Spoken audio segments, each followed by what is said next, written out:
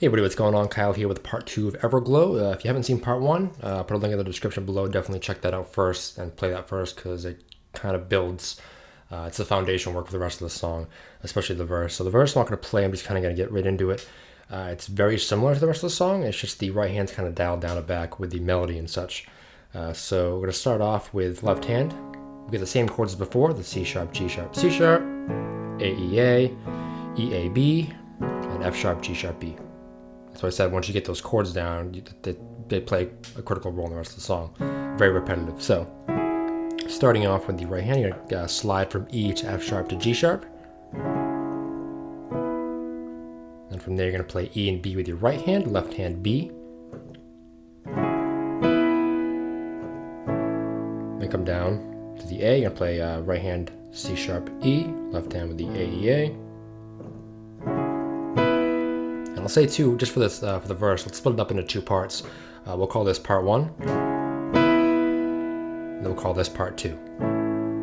Everything from here on out, because part 2 repeats the entire time. It's just part 1 where things change a little bit. So once you get here, you're gonna play this. Which right hand is gonna be E by itself, and then E and A, and then E and G sharp. And then E flat, F sharp, B. So left hand, you're going to play, so right hand plays the E by itself. Then play that left hand with the E, A, B. And then when you play E and G sharp on the right, you can play a G sharp on your left as well. And the last chord with the F sharp, G sharp, B, and on the right hand, E flat, F sharp, B. So we'll call all that part 2 because that repeats the entire time.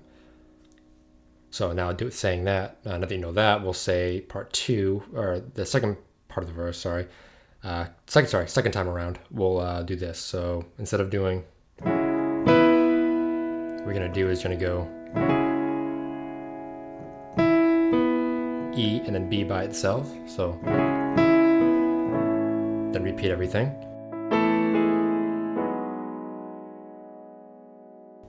Third time around, instead of doing the slide, you're actually going to play the melody a little bit. And so E, F sharp, G sharp.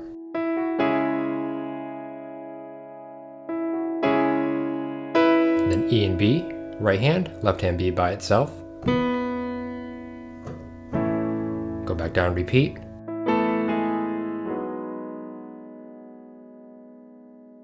Start from the beginning.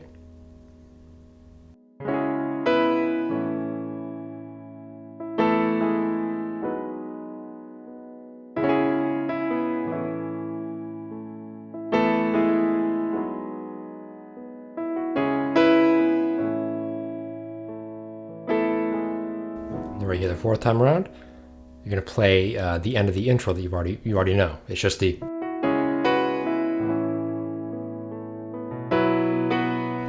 repeat it again. Once you get to this chord, you're going to hold it before you play. And then all that is your hand's already in the right position. You're just going to play B, F sharp, B, E, add an F sharp in there, and then B. Then move to that last chord, left hand B, E flat, G sharp, right hand B octaves, E flat, F sharp. It's that same chord as before, you're just adding an E flat in there.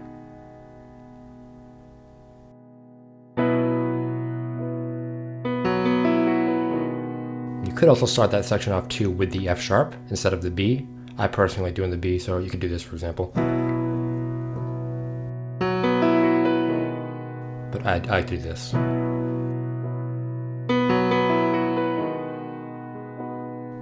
now we arrive at the chorus. Before we get into the chorus, I just want to say real quick for the verse, when I play it too, I add in a lot of different notes, so it doesn't sound so empty. You'll notice Fexxi does the same thing.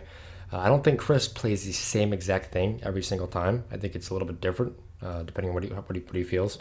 For example, you could do I find if you play A, B, or E in that space, it just sounds really good. So. You know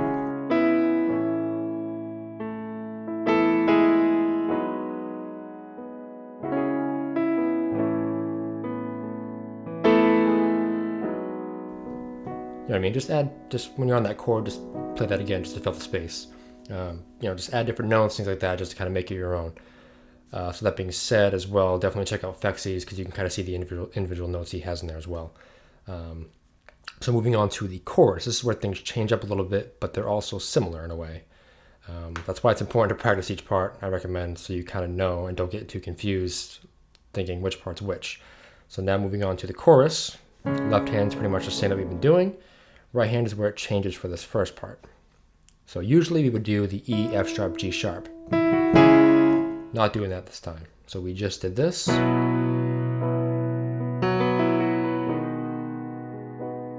Now when he says, and when I'm, we're going to play our thumb on G sharp, and then B, E in the right hand. So, and when I'm, then right here, your right hand's going to stay on B and E.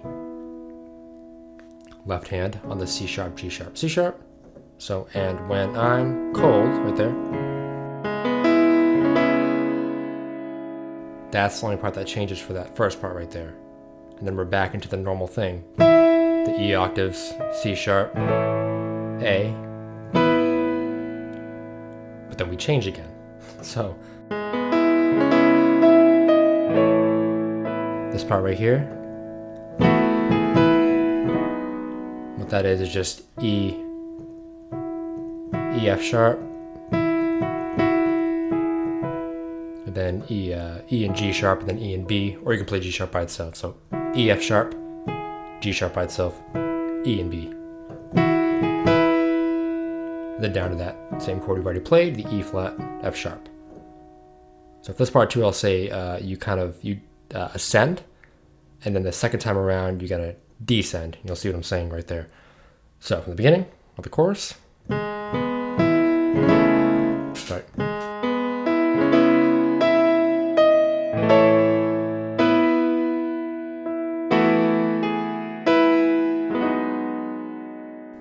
Before you repeat it again, you're gonna play B, and then G sharp, B, and back to the same thing.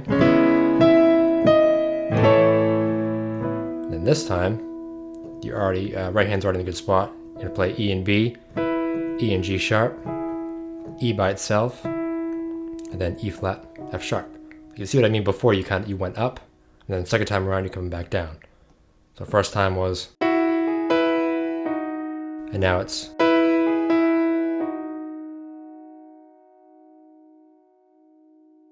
And the third time, you're actually going to go back to playing the melody. So instead of the B and E down here, you're going to play E, F sharp, G sharp. And you'll notice when I play this that you've already played this. It's the same exact thing you've played. So really it's the first half of the chorus that's a little bit different. So starting off from the beginning of the chorus, one more time.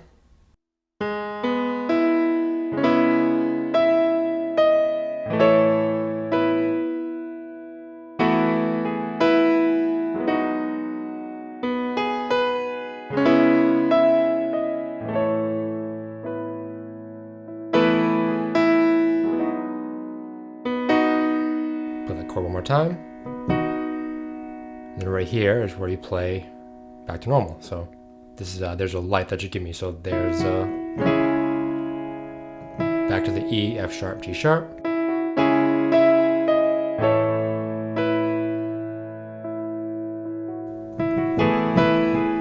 This part is the same thing you played before, the E, F sharp, G sharp, or E, F sharp, E and G sharp. And then E and B, and then do the little slide from E, F sharp to G sharp, down to the E flat and F sharp. And you'll notice the same thing, like I said, you played in the intro for one of the parts. So.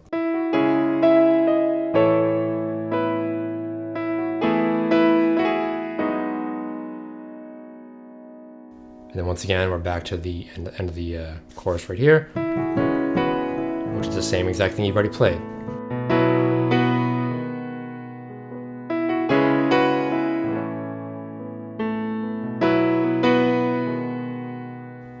Alright, so that's going to do it for Everglow Part 2. Be sure to check out Part 3. I will put the link to that as well as Fexxi's tutorial in the description below and at the end of this video. And once again, if you're still struggling with this, I definitely recommend checking out his tutorial as well and slowing it down to like half the speed and just playing along with it until you get it. Once again, thank you guys for watching. Thank you to Fexxi for letting me teach his tutorial, and I will see you guys in Part 3.